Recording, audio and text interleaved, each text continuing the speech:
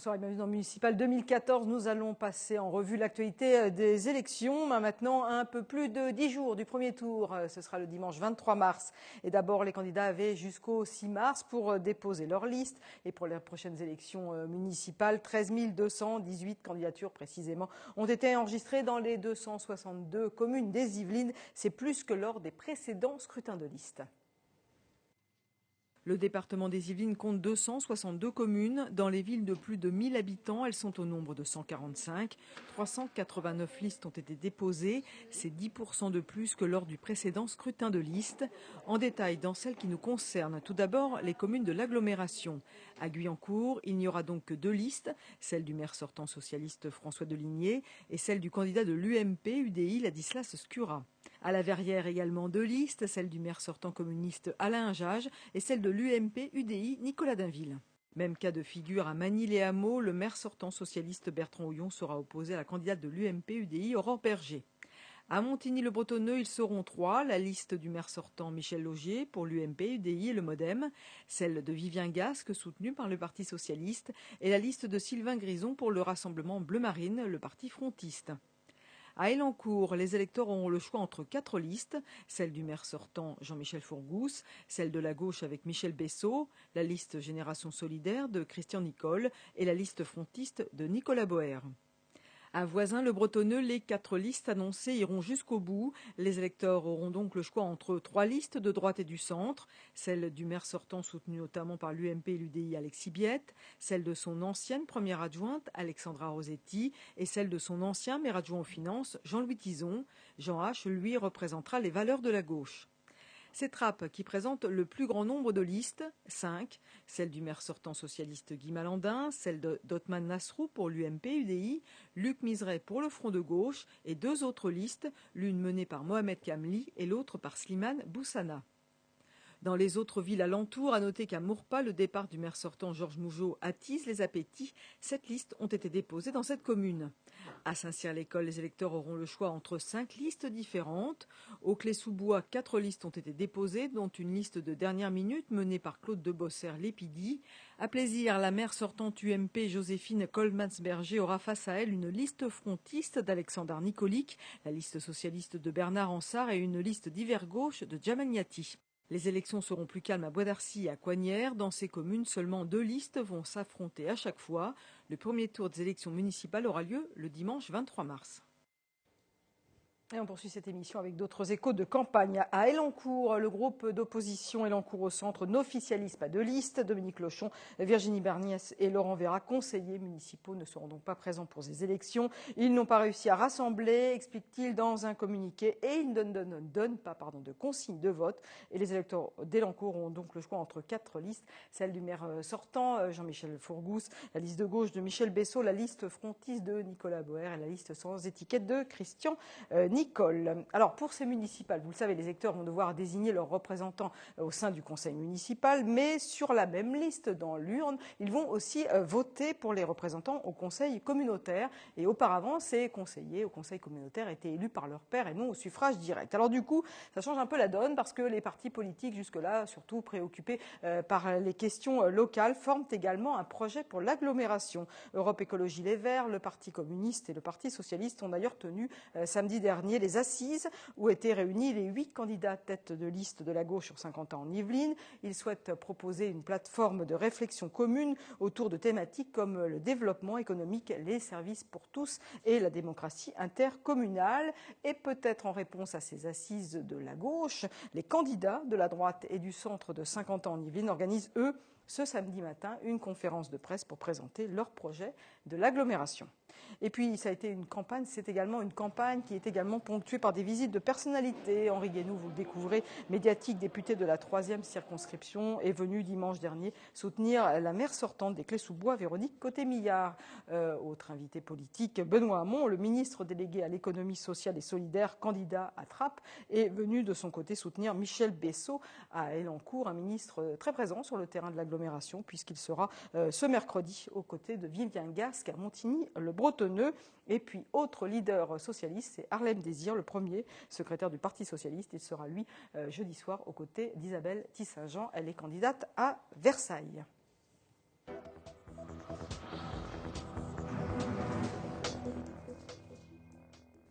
Allez, nous poursuivons maintenant cette émission avec des portraits de candidats. Nous allons du côté de Voisins-le-Bretonneux. Ils sont 4 en lice, 3 affichent une étiquette de droite et du centre et un candidat reprend les valeurs de la gauche. 4 candidatures se sont déclarées pour ces municipales à Voisins-le-Bretonneux. C'est la copie conforme ou presque de l'élection de 2008. Il y a 6 ans, il y avait 3 candidats à droite et un candidat représentant les valeurs de la gauche. 6 ans plus tard, bis repetita, 3 candidats reprenant les valeurs de la droite et du centre et un candidat d'hiver gauche. Les candidats de 2014 ne seront pas des inconnus. Il y a tout d'abord le maire sortant, Alexis Biette, 59 ans, vicinois depuis 1982 et maire depuis 1995. Le déclic en politique, Alexis Biette l'a eu en 1988 alors qu'il soutenait Raymond Barre au présidentiel. L'échec du candidat centriste l'a décidé. C'est le déclic qui m'a fait adhérer à un parti politique en disant qu'il fallait une organisation, qu'un homme, quelles que soient ses idées, sa valeur, eh bien ça ne suffisait pas. En 1995, alors qu'il est élu au sein de la majorité, Alexis Biette monte sa liste contre le maire sortant, René Vandamme. Depuis, il a été régulièrement réélu. Il brigue un 4e mandat et met en avant son expérience. Il y a l'expérience qui est importante, surtout dans le contexte actuel, où il y a une certaine disette financière. Donc l'expérience, je pense, sera un atout. Et puis une équipe assez renouvelée, de la moitié de l'équipe qui est renouvelée, qui est jeune, qui apporte du sang neuf, des compétences aussi, qui est très très motivée au service de Voisins. Sa priorité pour ces élections, l'équilibre en termes de logement, en termes économiques pour favoriser le rapprochement domicile-travail et en termes d'animation pour éviter que Voisins devienne une ville dortoir. Il aura face à lui 2 listes de la droite et du centre. Peut-être la plus emblématique, Alexandra Rosetti, 46 ans, élue sur la liste d'Alexis Biette dès 2001, d'abord en qualité de maire adjointe, puis première maire adjointe en 2008. L'élu centriste de l'UDI a quitté le conseil municipal en octobre dernier pour monter sa propre liste. De moins en moins de confiance, de part et d'autre, je pense, des deux côtés. Et parce que j'estimais donc que les choix qui étaient faits ne me convenaient pas. L'économie, son cheval de bataille, la ville n'a plus les mêmes ressources, estime-t-elle, alors il faut faire des choix. Moi, j'ai envie de proposer qu'on se recentre sur les besoins des habitants, qu'on ait des projets qui sont vraiment, je dirais, plutôt simples, raisonnables, et arrêter toutes les dépenses de prestige, d'étiquettes, de labels, de paillettes, parce que je crois qu'on n'est plus en capacité de les absorber. Autre axe de campagne, l'urbanisme et la circulation, avec, selon elle, cette nécessité de porter une voix forte. Il faut aller dans les instances, il faut porter des demandes, et je pense qu'il ne faut pas lâcher, en fait. C'est un peu l'idée, quoi. J'ai pas le sentiment qu'on ait été très présent, qu'on ait demandé grand-chose pour Voisins. Pour ce scrutin, Alexandra Rosetti avait tendu la main au 3e candidat de droite, Jean-Louis Tizon, mais l'union au premier tour n'a pas été trouvée. C'est sur le terrain des Mouettes que l'on retrouve Jean-Louis Tizon, 63 ans. Il habite Voisins-le-Bretonneux depuis 89. Rapidement conseiller de quartier, il est élu en 2001 maire adjoint aux finances auprès d'Alexis Biette. En 2008, c'est la scission. Il suit la liste montée par le duo Joël Lenant et Catherine Perraudot. Et pour ce nouveau scrutin, il prend la tête d'une liste d'hiver droite. Moi, ce qui me motive, c'est Voisins. Et moi, mes valeurs, c'est d'abord l'identité de Voisins qu'on est en train de perdre. C'est la proximité des espaces verts. Je veux conserver cette zone de transition entre la proximité des espaces verts du parc naturel et le centre intensif. Son autre axe de campagne, bien entendu, les finances. Les impôts qui augmentent de 30% en l'espace de 6 ans, alors que j'avais laissé une situation particulièrement nette, un endettement qui a explosé pendant la période de 6 ans. Qu'est-ce que je vois? Les gens me disent, mais Monsieur Tizon, on ne va plus pouvoir rester sur Voisins. Il prend donc la tête d'une liste qu'il définit du centre et de la droite et n'a pas sollicité d'investiture. Nous sommes candidats aux élections municipales, on venait se présenter à vous, connaître un peu vos besoins. Seul candidat représentant les valeurs de la gauche, Jean H., vicinois depuis 1979. À 68 ans, il siège dans l'opposition depuis 1995. Ah oui. Les Voisins ont besoin d'un nouveau dynamisme, d'une vision à long terme des problèmes et des réalisations. Voisins a un cadre de vie quand même tout à fait intéressant. Il y a de nombreuses écoles qui sont performantes et qui permettent aux jeunes, aux enfants et aux jeunes de se développer dans l'éducation. Il y a de nombreuses associations qui sont très dynamiques avec un réseau bénévole qui ne compte pas son temps. Donc il y avait de nombreux atouts. Et en fait, ces atouts ne sont pas valorisés aujourd'hui. Jean H souhaite une meilleure harmonisation des constructions et des espaces verts, des logements plus accessibles aux jeunes et aux familles, concrétiser l'aménagement du terrain, de la remise et offrir un axe environnemental. On aidera les Vicinois à trouver la meilleure voie pour l'isolation et pour la réduction de leur consommation énergétique. Jean H regarde d'un œil lointain les divisions de la droite et du centre dont il n'a pas bénéficié jusqu'à présent pour remporter l'élection. Si ça me permet de gagner la mairie, je dis bravo. Mais voilà, je laisse à la droite le soin de régler ses comptes. Nous verrons comment les électeurs vont vivre cette version 2014. En 2008, il avait fallu 2 tours pour départager les candidats et en passer par une triangulaire. Alexis Biette était sorti gagnant avec près de 40% des voix. Et autre ville qui focalise l'attention, Rambouillet, le maire sortant, l'emblématique Gérard Larcher, élu en 1983, ne se représente pas. Marc Robert, un ancien de son équipe, a été désigné pour mener la liste UMP, mais le départ de Gérard Larcher attise bien entendu les appétits. Une demi-douzaine de listes s'est déclarée. Wilfried Richy fait le point. Mars 2008, 3 listes, mais un seul tour à Rambouillet. Gérard Larcher, en poste depuis 1983, l'emporte une fois de plus avec près de 58% des suffrages. Une victoire nette dont rêve sans doute Marc Robert, 54 ans. Il est né et a grandi dans cette ville avant de siéger dans la majorité pendant 19 ans, aux côtés de celui qui l'a aujourd'hui adoubé pour mener campagne. Rambouillet, son identité, sa qualité de vie, c'est un élément que tous les Rambolitains, quels qu'ils soient, je dirais, souhaitent conserver et voire approfondir. À partir de là, tous les projets et tous les sujets que nous allons aborder se poseront de façon à pouvoir poursuivre cette particularité, qui est une vraie identité à Rambouillet dans sa situation, je dirais, au fin fond de l'Île-de-France, ouverte désormais sur la région centre. Je serai très attentif pour que, notamment au niveau de l'urbanisme, nous soyons qualitatifs, répondant quand même aux besoins de la ville, mais de toute façon en maintenant cette identité rambolitaine, j'allais dire. Maintenir la croissance démographique, soutenir les familles, agir pour la sécurité, quelques-unes de ses propositions. Mais Marc Robert doit aussi compter au centre droit avec la candidature de Grégoire Leclerc. Pas d'investiture officielle pour sa liste, mais le président de la Fédération française des auto-entrepreneurs a décidé à 31 ans de mener campagne avec pour mot d'ordre le dynamisme. On vient apporter des idées, on vient apporter de la modernité, de l'innovation.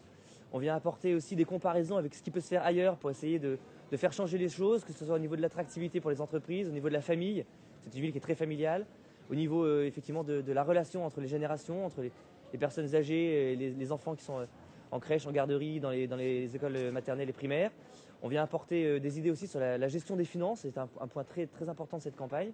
Peut-être les partis traditionnels ne s'occupent pas assez du quotidien et s'occupent peut-être trop des enjeux. Et on essaie de renverser la vapeur. À gauche, la division est de mise. Jean-Luc Trottignon, un temps soutenu par le PS, partira finalement avec une étiquette d'hiver gauche en raison de son ralliement avec le groupe centriste des Yvelines. Déjà candidat en 2008, ce père de 5 enfants de 54 ans mise sur le tourisme, l'emploi ou encore l'environnement. Maître mot, la transparence.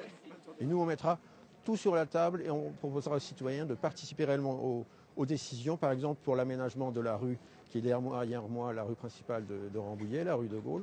On fera une consultation citoyenne avec les diverses possibilités allant du statu quo jusqu'à la rue piétonne. C'est une nouvelle façon de concevoir la démocratie, c'est un des axes principaux où les citoyens apprennent, on leur apprend à contrôler leurs élus et le travail de leurs élus, ceux qui en ont besoin, et on les fait participer.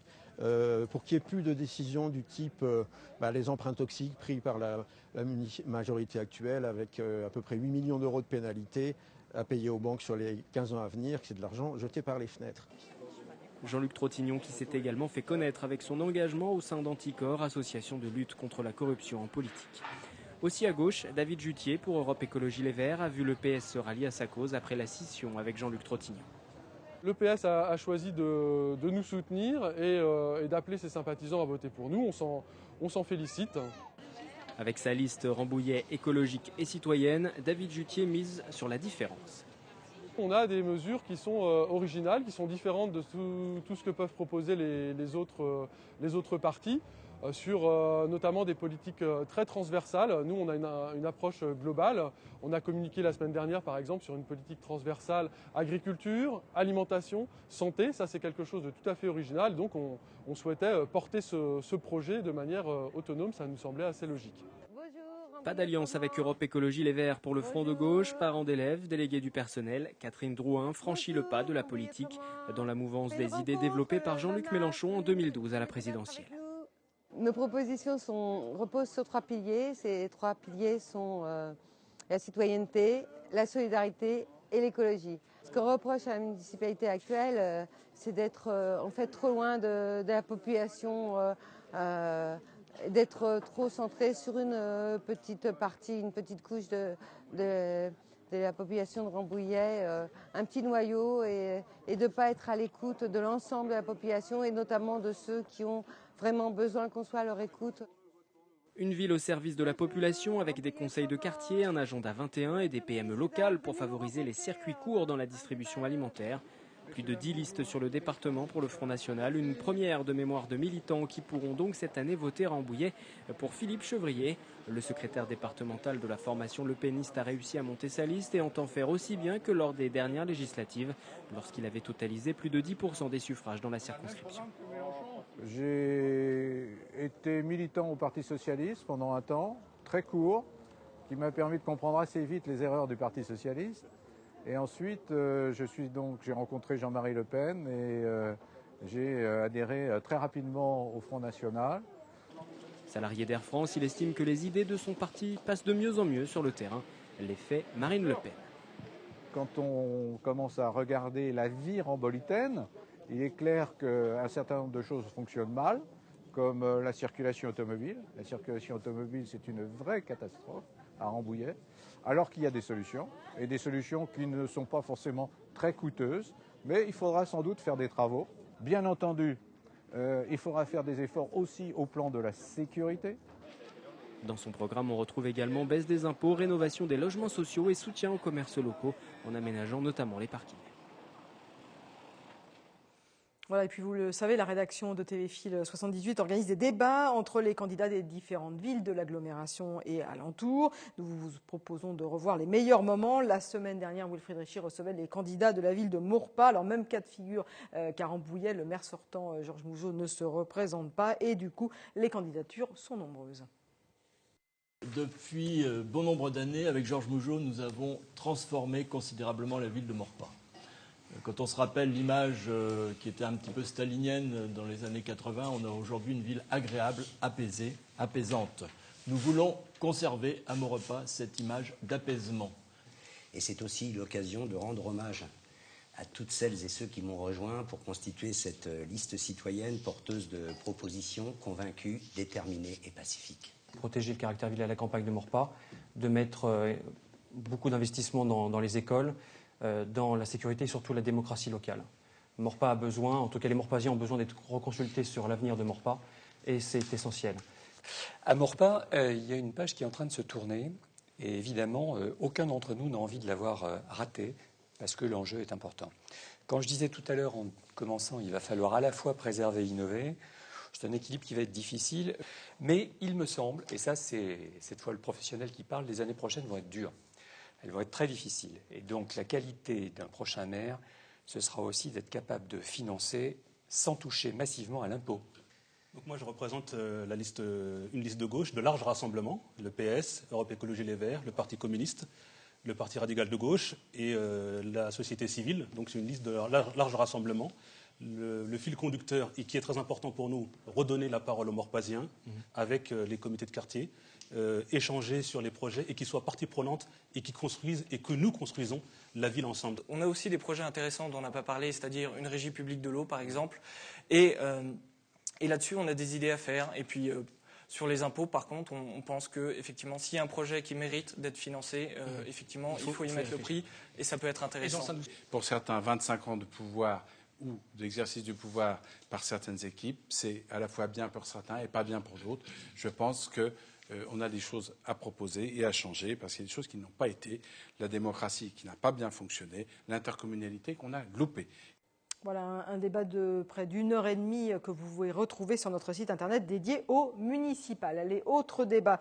Celui-ci il concerne la commune d'Elancourt. Comme je vous l'indiquais en début d'émission, ils sont 4 à se présenter. Et l'un des thèmes abordés lors de ce débat, ça a été la sécurité. Monsieur Fourgous nous explique que depuis qu'il est arrivé à la mairie d'Elancourt, l'insécurité a baissé de 30%. Donc bon chiffre, bravo monsieur. Voilà, donc je me demande ce que ça devait être avant. Alors, par exemple, la pharmacie braquée, il dépouillait les buralistes, 3 policiers blessés dans un accident, la N10 coupée pendant plus de 2 heures, il avait sauté dans le canal pour échapper aux forces de l'ordre, le gérant du salon de coiffure agressé à coups de barre de fer. La proposition, c'est de donner plus de moyens à la police municipale qui travaillera de concert avec la police nationale. Je sais que la police nationale, vous l'avez également mis dans une situation catastrophique, l'UMP et le PS. Parce que construction, je vous l'ai dit, en termes de sécurité d'un commissariat de la ville nouvelle, donc le siège va être à Elancourt. Bon, on va y intégrer le laboratoire, le BBSL, avec EADS, avec toutes les meilleures entreprises qui vont donc s'accoler. Laissez-moi terminer. Ensuite, on va étendre la vidéoprotection donc au moins de 50%. Pour Elancourt, l'essentiel, c'est effectivement de redonner des moyens humains, parce que sans moyens humains, on n'y arrive pas. Autre point essentiel, il ne faut pas que les personnes se sentent en insécurité. Et il y a un des moyens, c'est de créer du lien, de la convivialité entre les gens, que les gens se connaissent et justement pouvoir dénoncer ce qui ne va pas. La délinquance peut être prévenue, mais en travaillant à la base et en travaillant sur le problème de fond. C'est-à-dire si les jeunes, notamment, ont de quoi s'occuper, ont de quoi créer leur vie, ont de quoi créer leur emploi, non, il y aura beaucoup moins de problèmes de fait. Donc évidemment, il faut travailler avec les forces de police, parce que c'est eux qui vont pouvoir permettre de répandre ce sentiment de sécurité, qu'il n'y a peut-être pas toujours. Voilà, et puis d'autres prochains débats à découvrir sur notre antenne ou à revoir sur notre site internet dédié au municipal, ceux concernant Guyancourt, les Clés-sous-Bois ou encore Montigny-le-Bretonneux. Et d'ailleurs sur notre site internet, vous pouvez retrouver l'ensemble des candidats, les informations les concernant, ainsi que les résultats du dernier scrutin. Allez, cette émission est maintenant terminée. Merci de l'avoir suivi. Prochain rendez-vous municipal 2014, ce sera mardi 18 mars. Nous serons alors à 5 jours du premier tour de scrutin. Bonne soirée.